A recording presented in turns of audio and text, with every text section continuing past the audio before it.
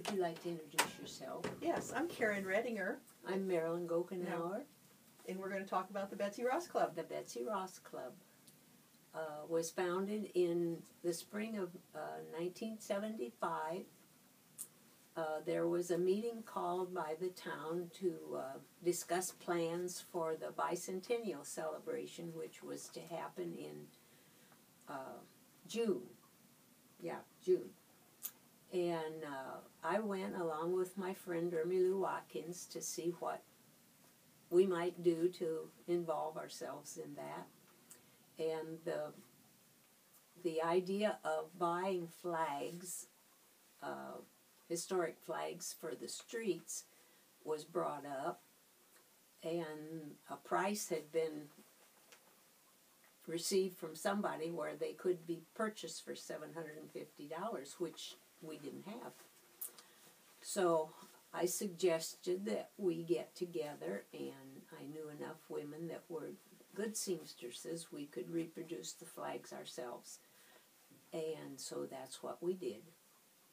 I called a meeting, I believe it was at the First United Church of Christ, and we had 13 women come, and some of them were myself, my daughter Lori, Ermy Watkins, Shirley Eyrick, Melba Fetters, Carolyn Bachman, Irma Schetzel, who was Ermy's mother, Mary Ann Moyer, Marge Boardman, Rosemarie Knoth, Kathy Chapman, Sarita Liggett, and Louise Reichert.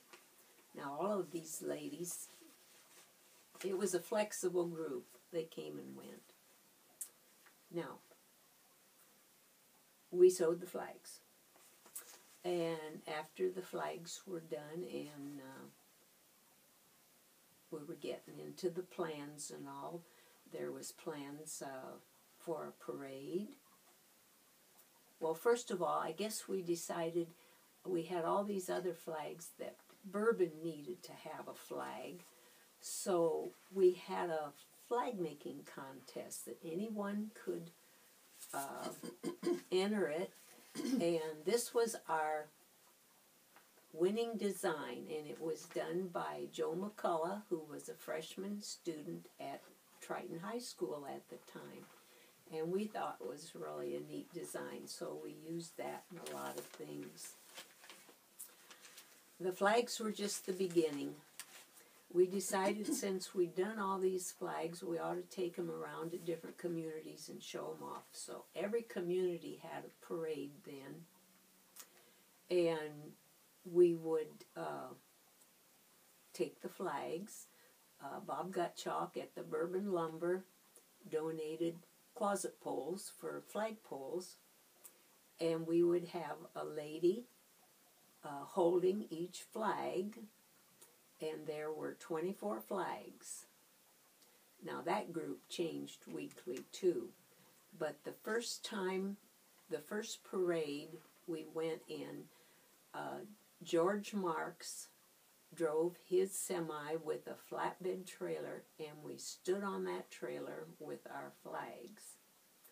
And he pretty much took us to all the parades, and we went to a lot of parades. Do you have any questions? You're doing a great job, Marilyn, of explaining how the Betsy Ross Club came along. Well, at one of the flag program, or the parades, someone came up and wanted to know, did we have a program we could present with the flags? And I said, certainly. Where would you like it? And they told me. So I immediately went home and got the encyclopedias out and wrote a program. And in the meantime, we decided if we were going to ride on all those floats, we should all have dresses that looked alike. So we bought gobs of the same fabric, and it was a straight dress with a white pinafore over it, a white apron over it, and the Betsy Ross cap, with the idea that if you couldn't go in the parade one day, someone else could. And because of the design of the dress, it didn't make any difference what size you were, it always fit. So we ended up over through the bicentennial year, I think we went to 37 programs from Wanata to Peru to Bremen. We just went all over the northern part of the state. And while the program was very well received, it was a little dull. And we noticed a lot of people took a nap for it. So then we had other ideas, and we decided we needed to raise some money to help with the expenses. So we planned and had a chili supper for, hundreds of people. And that went really well. That was held at the high school? That was at the high school. We had a lot of people donate prizes. I think we drew names of the people that bought chili supper tickets. I think you're right. I think that's how we kind of got them there for the chili. Donated, yeah. We donated I do remember prizes. that. Yeah. One of our projects was the town had been newly paved on the main street, and nice high curbs. And the yards were all torn up in front. So we asked and got permission to plant red, white, and blue petunias along Main Street all through town. And that was quite an undertaking, but we got a lot of the kids from school and a lot of volunteers, and we planted petunias, and they were really eye-catching. It was very striking. I remember that. And how did they get watered? Well, the firemen did it a few times, and most of the homeowners did it. We had a few that weren't happy with them, and they didn't do too much with them. But most of them worked out really well. Another project of planting we undertook, this was later on, about 1980. The trees, the town used to have so many beautiful trees down the main street, and many of them were soft maples, and they lived their lives, and we planted trees. Part of our money went to replant the trees along Main Street, which turned out to be, some were successful and some weren't. So I'm still proud of seeing those trees when I drive into town, because I look at the age of the trees and I go, that's from our tree planting project. Yeah, it was good. And then at the end we had a parade for the bicentennial, of course, and then we thought a festival would be nice. Every town had a festival, and we tried to decide what we would call our festival. And what did we have in our town that was different so people would recognize the festival? Well, we had the Old Town Pump. So we called it the Old Town Pump Festival. And Karin Rettinger organized a race.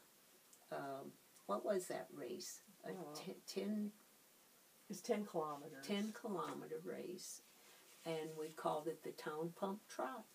That's right. We did have the Town Pump Trot. And I ran in that several years. Yeah, we had good crowds for that we did. race. Running was a big thing back then. Yeah. Every town had a foot race at that time that went along with whatever festival they were having. And yeah.